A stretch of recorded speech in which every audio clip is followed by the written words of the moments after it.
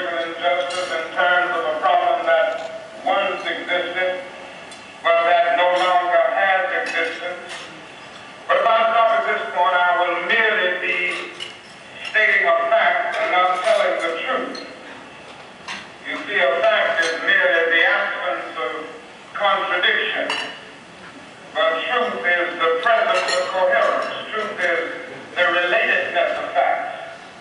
Now, it's the fact that we've come a long, long way, but it isn't the whole truth. And if I stop at this point, I'm afraid I will leave you the victims of an illusion wrapped in superficiality. We will all go away the victims of a dangerous optimism. And so in order to tell the truth, it is necessary to move on. And not only talk about the problem in terms of the progress that we have made, but also make it clear that we still have a long, long way to go before the problem of racial injustice is solved. Now, we don't have to look very far to see this. We merely need to look around in our communities, to open our newspapers and turn on our televisions. Day in and day out, we are reminded of the fact that no area of our country can boast of clean hands in the realm of brotherhood. The problem doesn't end with physical violence. That is another kind of violence. That is another kind of murder.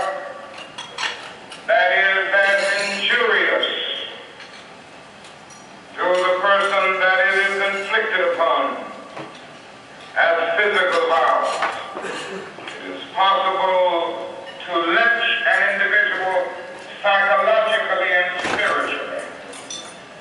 And by the millions in the ghettos of our nation, north and south, Negroes are being murdered and lynched every day in the spiritual and psychological sense.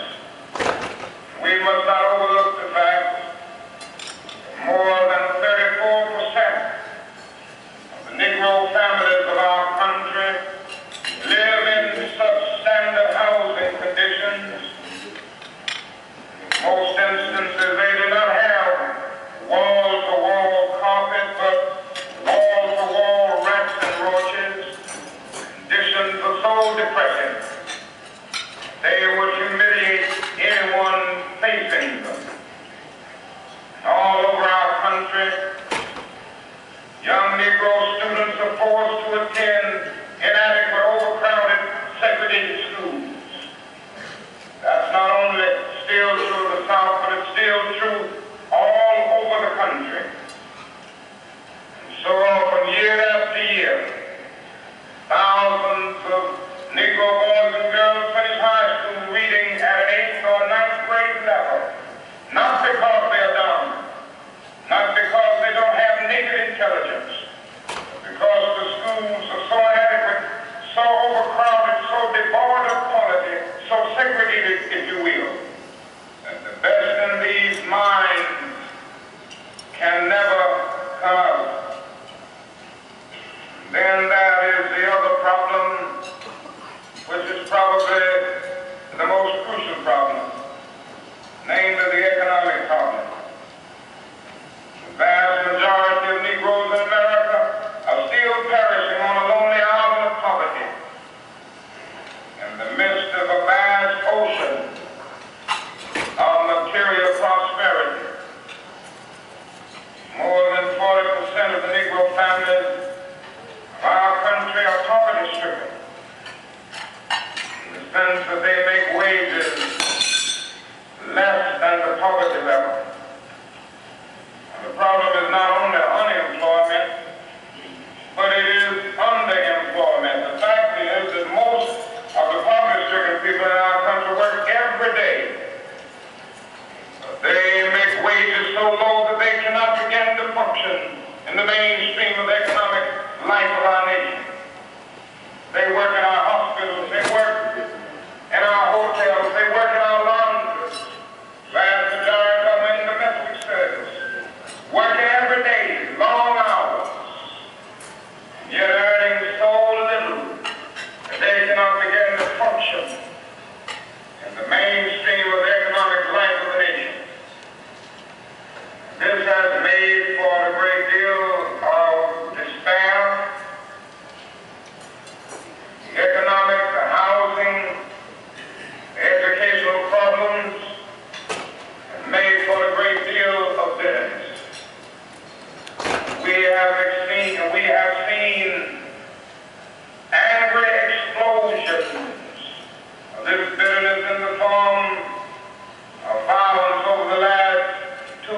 summons.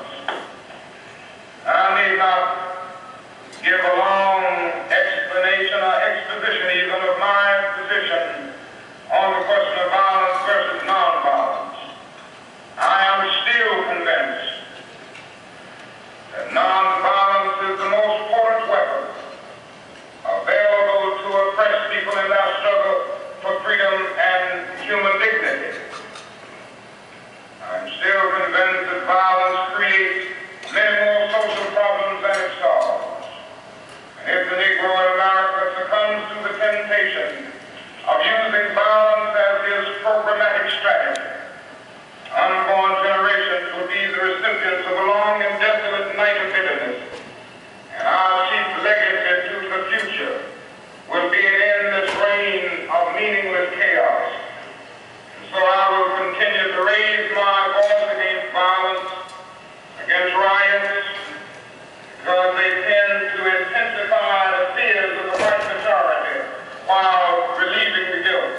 And we need a method that will somehow disarm the opponent, expose his